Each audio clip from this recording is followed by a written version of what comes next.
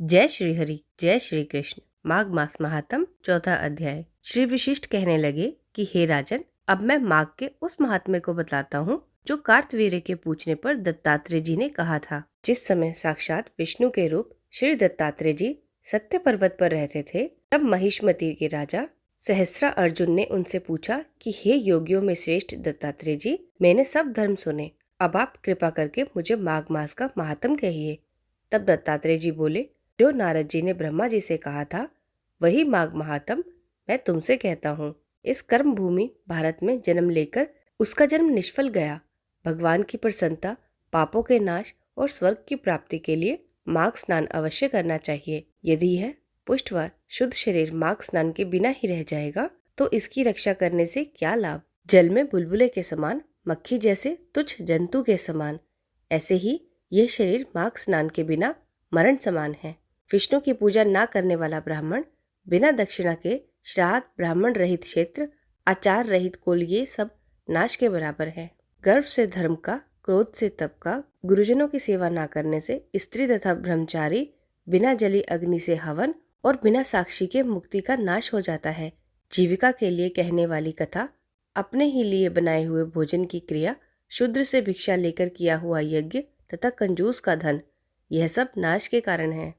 बिना अभ्यास और आलस वाली विद्या, असत्य वाणी, विरोध करने वाला राजा, जीविका के लिए तीर्थ यात्रा, जीविका के लिए व्रत, संदेह युक्त मंत्र का जाप, व्यग्रचित होकर जप करना, वेद न जानने वाले को दान देना, संसार में नास्तिक मत ग्रहण करना, श्रद्धा बिना धार्मिक क्रिया, यह सब व्यर्थ है। और जिस तरह दरिद्र का जीना व्यर्थ है, उसी तरह माघ स्नान के बिना मनुष्य का जीना व्यर्थ है। ब्रह्मघाती, सोना चुराने वाला, मदिरा पीने वाला, गुरुपत्नीगामी और इन चारों की संगति करने वाला माघ स्नान से पवित्र होता है। जल कहता है कि सूर्योदय से पहले जो मुझ में स्नान करता है, मैं उसके बड़े से बड़े पाप नष्ट करता हूँ।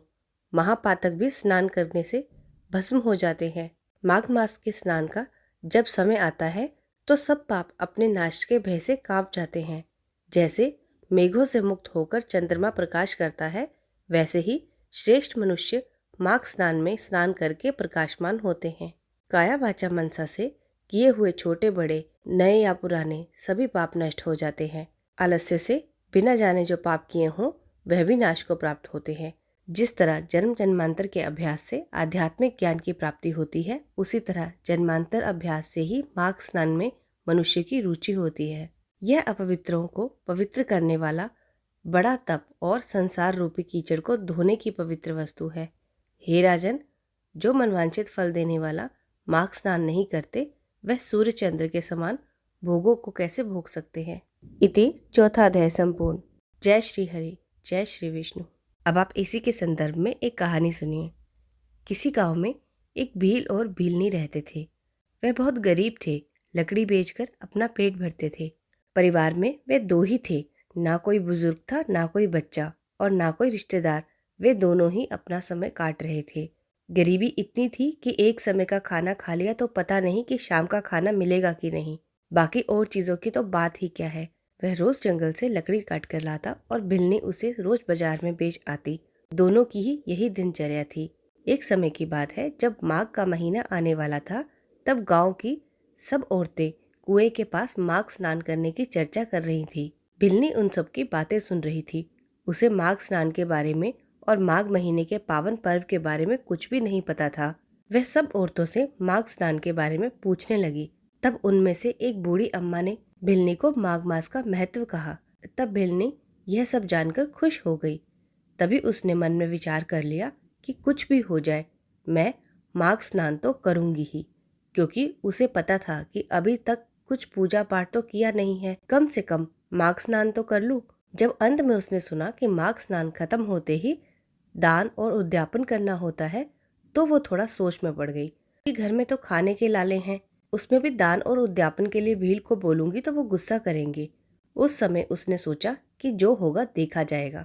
उसके मन में भगवान के प्रति अटूट विश्वास था कि जो होगा मैं स्नान तो करूंगी ही, आगे भगवान की मर्जी।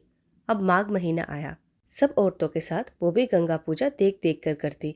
जो भीलनी थी, वो भील जब लकड़ी लेकर आता तब उसमें से एक लकड़ी रख लेती, रोज ऐसा करती और फिर वह बड़े प्रेम भाव से नहाती, पूजा करती। इसके अलावा पीपल सींचती और तुलसी जी की पूजा भी करती।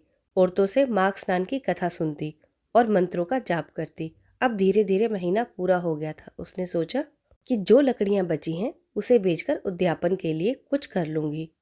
अब वह सभी लकड़ियों को बाजार में ले गई। वह लकड़ियां बेचने बैठी तो उसमें खुशबू आने लगी।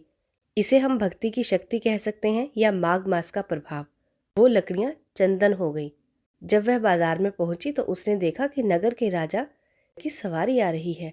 अब बिलनी की चंदन की लकड़ियों से इतनी खुशबू आ रही थी कि उसकी सुगंध से राजा वहां पहुंचा।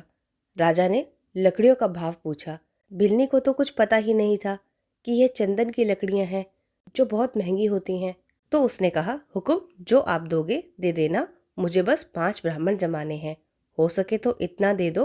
अब राजा को पता था कि यह लकड़ियां बहुत शुद्ध है, चंदन की है और महंगी है, पर राजा भी थोड़ा लोभी था। राजा ने अपने नौकर के साथ 5 ब्राह्मण जितना खाने का सामान भिजवा दिया। वो सामान देखकर बिल्ली बहुत खुश हो गई। अगले दिन उसने बढ़िया खाना बनाया, पर सामान इतना ही था कि 5 ब्राह्मण ही खा सके। भील ने सोचा कि हमने कभी इतना अच्छा खाना नहीं खाया, तो इससे अच्छा हम ही ये खा लेते हैं। पर भिलनी ने मना कर दिया। उसने कहा, ब्राह्मण को खिलाना है। उसने ब्राह्मण को खाना खिलाया और दक्षिणा दी। सब ब्राह्मण बहुत खुश हुए और आशीर्वाद दिया। भगवान की ऐसी कृपा हुई कि भील को जमींदार के यहाँ नौकरी मिल गई। वह सुखी हो गए।